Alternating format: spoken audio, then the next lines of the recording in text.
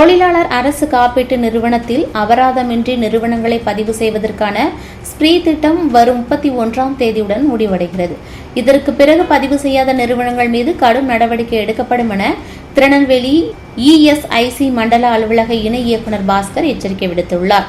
இந்த சந்திப்பின் போது துணை இயக்குநர்கள் விவேக், அருண் மற்றும் அலுவலக கண்காணிப்பாளர் மணிகண்டன் ஆகியோர் கலந்து கொண்டனர். இதுகுறித்து அவர் வண்ணார்பேட்டையில் உள்ள இஎஸ்ஐசி அலுவலகத்தில் வைத்து செய்தியாளர்களிடம் பேசினார்.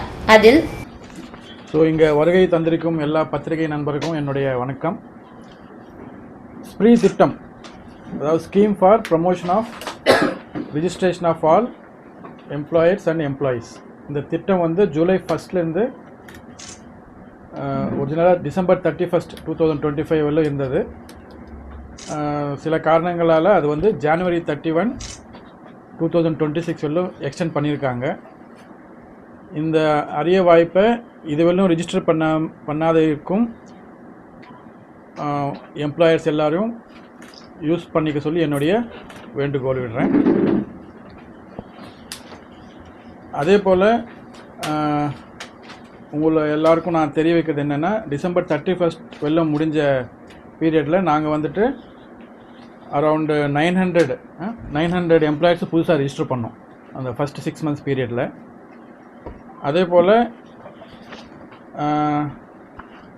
நிறைய வந்து முனிசிபல் கார்ப்பரேஷன்ஸ், ஃபார் எக்ஸாம்பிள் வந்து தூத்துக்குடி மற்றும் நாகர்கோயில் அண்ட் திருநெல்வேலியிலையும் நிறைய முனிசிபல் சானிட்டரி ஒர்க்கர்ஸ் நிறைய பேர் வந்து நம்ம இஎஸ்ஐ கவரேஜ்குள்ளே கொண்டு வந்திருக்கோம். பட் நிறைய முனிசிபல் பாடிஸ் இருக்குது, நாட் கார்ப்பரேஷன்ஸ், முனிசிபாலிட்டிஸ்.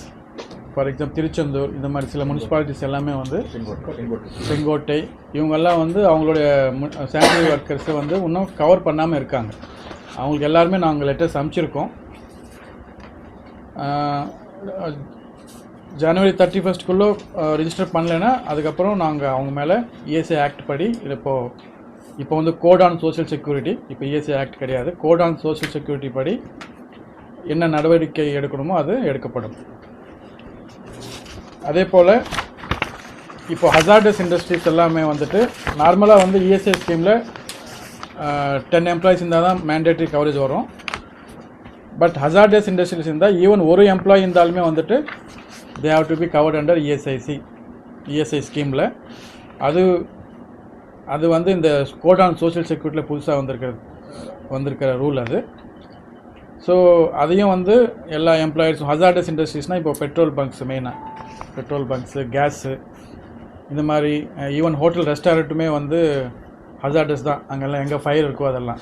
ஸோ எங்கெங்கே ஃபயரில் எக்ஸ்ப்ளோசிவ் லைசன்ஸ் வாங்கணுமோ அந்த இண்டஸ்ட்ரீஸ் எல்லாருமே வந்துட்டு ஒரு எம்ப்ளாயி இருந்தாலுமே வந்துட்டு அவங்களை இஎஸ்ஐ ஸ்கீமுக்குள்ளே ரிஜிஸ்டர் பண்ணணும். அதுதான் வந்து இப்போ கோட் ஆன் சோஷியல் செக்யூரிட்டியில் வந்திருக்கிற புதிய மாற்றம். ஓகே. அதே போல் பிளான்டேஷன் ஒர்க்கர்ஸுமே வந்துட்டு வாலண்டரியாக வரலாம். இதுக்கு முன்னே அவங்க சீசனல் ஒர்க்கர்ஸ்னு சொல்லிவிட்டு அவங்க இஎஸ்ஐ ஸ்கீமுக்குள்ளே அவங்களுக்கு கொண்டு வரல.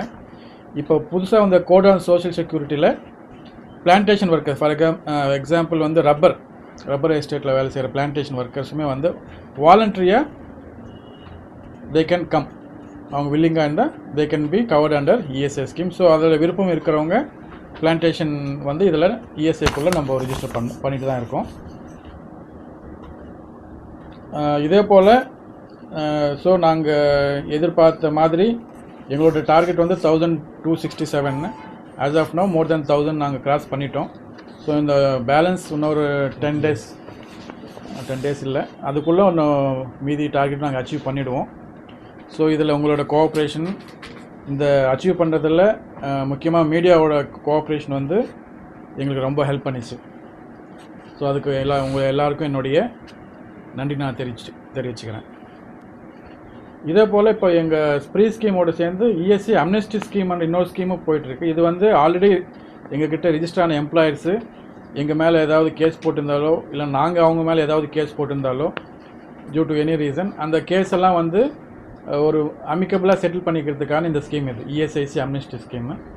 இந்த ஸ்கீமில் நிறைய பேர் வந்து நிறைய எம்ப்ளாயீஸு எங்களை அப்ரோச் பண்ணி அமிக்கபிளாக செட்டில் பண்ணுறதுக்காக ரிக்வெஸ்ட் வச்சுருக்காங்க. அம்னெஸ்டி ஸ்கீம் பேர் வந்து அம்னெஸ்டி, இஎஸ்ஐசி அம்னெஸ்டி ஸ்கீம். சரிங்க. இதில் வந்து ஏதாவது எம்ப்ளாயர் எங்கள் மேலே கேஸ் போட்டிருந்தாலோ இல்லை நாங்கள் அவங்க மேலே கேஸ் போட்டிருந்தாலோ அவங்க இந்த ஸ்கீமில் வந்து இந்த பெனிஃபிட்டை அவங்க அவைல் பண்ணிக்கலாம். இது ஏதாவது செட்டில் பண்ணிக்கிங்களா சார் இது வரைக்கும்? அப்படி ஏதாவது சிலது செட்டில் பண்ணியிருக்கோம். எவ்வளோ சார் அவங்களுக்கு அந்த இது எவ்வளோ கொடுத்துருப்பீங்க பெனிஃபிட்ஸில்? அதில் வந்து அது அந்த ஸ்கீமில் வந்துட்டு நிறைய கண்டிஷன்ஸ் இருக்குது. அந்த கண்டிஷன்லாம் மீட் பண்ணாங்களன்னா 30% ஆஃப் த டிஸ்பியூட்டட் அமௌண்ட்டில் பே பண்ணிவிட்டு அவங்க வந்துட்டு கேஸ் செட்டில் பண்ணிக்கலாம். சில கண்டிஷன்லாம் மீட் பண்ணணும். அவங்க இருக்கிற மற்ற டியூஸ்லாம் கிளியர் பண்ணிடணும். அப் டு டேட் கம்ப்ளைண்ட்ஸ் இருக்கணும் அந்த மாதிரி எம்ப்ளாயர்ஸ்க்கு. 1267 நீங்கள் கவர் பண்ண வேண்டியிருக்குன்னு சொன்னீங்க. மோர் தென் 1000 கவர்டு அப்படின்னு சொன்னீங்க. அதாவது சார் இப்போ வந்து 900 அந்த புதுசாக கவர் பண்ணிக்கிங்க. ஏற்கனவே எக்ஸிஸ்டிங் எவ்வளோ சார் இருக்காங்க நமக்கு? எக்ஸிஸ்டிங் எம்ப்ளாயர்ஸ் வந்து 14,500. 14,500ல் இந்த 900 வந்து இன்க்ளூட் ஆகலை அப்படிதான் சார்? ஆமாம்.